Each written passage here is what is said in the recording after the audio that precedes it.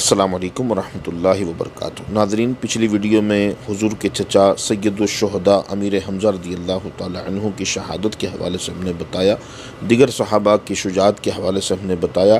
اس video میں بھی کئی مناظر بھی آپ دیکھیں گے، کئی مقامات کی زیارت بھی کریں گے اور صحابہ کرام کے دلچسپ واقعات بھی اس میں شامل ہیں۔ آئیے چلیے ویڈیو کی طرف بڑھتے ہیں، لیکن عرض ہے اگر آپ ہمارے چینل پہ پہلی مرتبہ آئے ہیں تو اس کو سبسکرائب کر لیں، بیل آئیکن کلک کر دیں کہ ہر آنے والی نوٹیفیکیشن آپ کو ملتی رہے۔ مکمل ویڈیو ضرور دیکھیے گا، تھوڑا سا دیکھ کے آگے مت بڑھ جائیے گا۔ آئیے چلیے ہم ویڈیو کی طرف بڑھتے ہیں۔ کفار کے علم بردار خود کٹ کٹ کر گرتے چلے جا رہے تھے، مگر ان کا جھنڈا گرنے نہیں پاتا تھا۔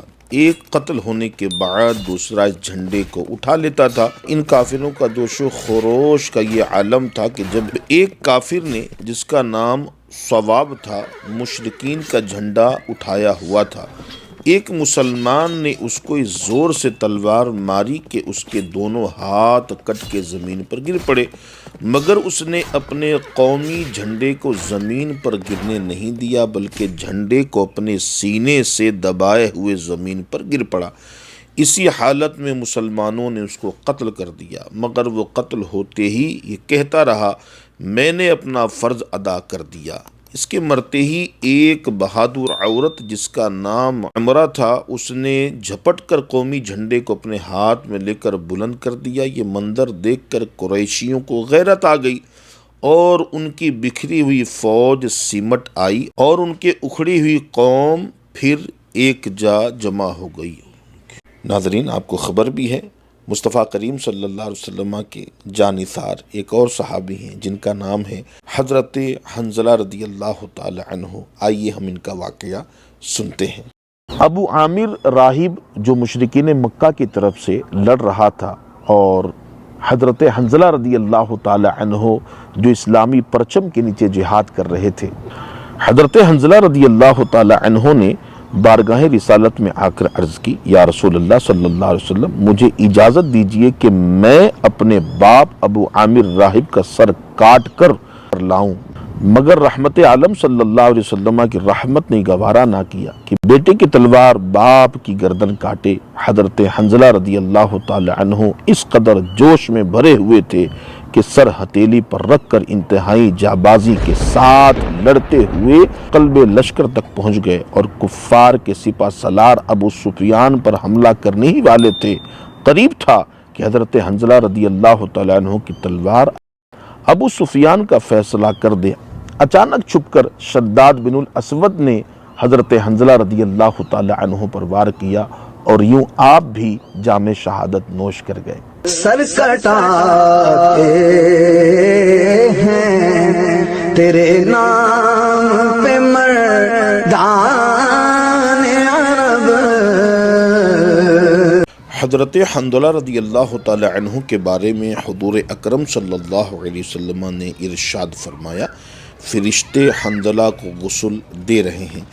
جب ان کی بیوی سے ان کا حال دریافت کیا گیا تو انہوں نے کہا، جنگ احد کی رات میں وہ اپنی بیوی کے ساتھ سوئے تھے، غسل کی حاجت تھی، مگر دعوت جنگ کی آواز ان کے کان میں پڑی تو وہ اسی حالت میں شریک جنگ ہو گئے۔ یہ سن کر حضور اقدس صلی اللہ علیہ وسلم نے فرمایا کہ یہی وجہ ہے کہ فرشتوں نے اس کو غسل دیا ہے۔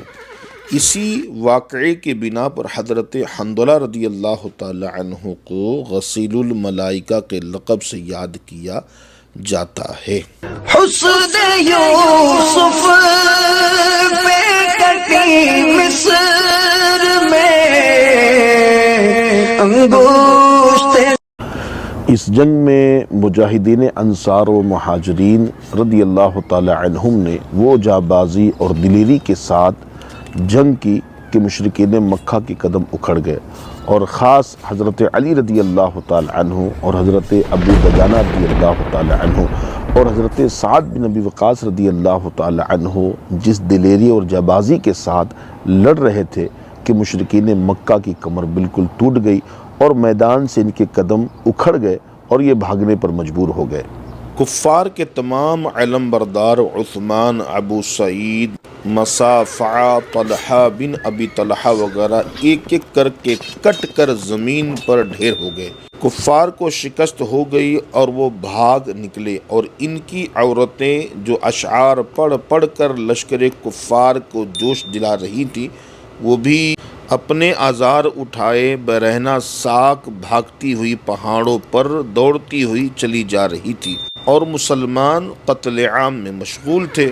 ناگہاں جنگ کا پاسا پلٹ گیا۔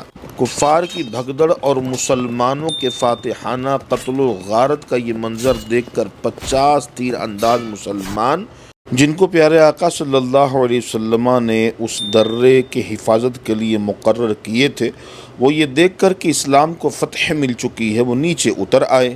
ان لوگوں کے افسر حضرت عبداللہ بن جبیر رضی اللہ تعالی عنہ نے ہر چند روکا اور حضور صلی اللہ علیہ وسلم کا فرمان یاد دلایا اور فرمان مصطفی کی مخالفت سے ڈرایا، مگر ان تیر انداز مسلمانوں نے ایک نہ سنی اور اپنی اصل جگہ کو چھوڑ کر نیچے آ گئے۔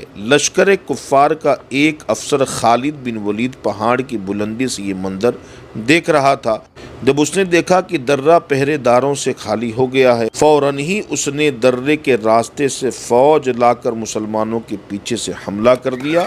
حضرت عبداللہ بن جبیر رضی اللہ تعالی عنہ چند جابازوں کے ساتھ انتہائی دلرانہ مقابلہ کیا، مگر یہ سب کے سب شہید ہو گئے۔ اب کیا تھا، کافروں کی فوج کے لیے راستہ صاف ہو گیا تھا۔ خالد بن ولید نے زبردست حملہ کر دیا۔ یہ دیکھ کر بھاگی ہوئی کفار قریش کی فوج بھی پلٹ پڑی۔ مسلمان جنگ میں مصروف تھے، پیچھے پھر دیکھا تو تلواریں برس رہی تھیں، اور مسلمانوں کا لشکر چکی کے دو پہاڑوں میں دانے کی طرح پسنے لگا، اور کفار آگے پیچھے دونوں طرح سے مسلمانوں پر حملہ کر رہے تھے، اور مسلمانوں میں ایسی بدحواسی اور ابتاری پھیل گئی کہ اپنے اور بیگانے کی تمیز نہیں رہی۔ خود مسلمانوں کی تلوار سے قتل ہو گئے۔ چنانچہ حضرت حذیفہ رضی اللہ تعالی عنہ کے والد حضرت یمان رضی اللہ تعالی عنہ خود مسلمانوں کی تلوار سے شہید ہو گئے۔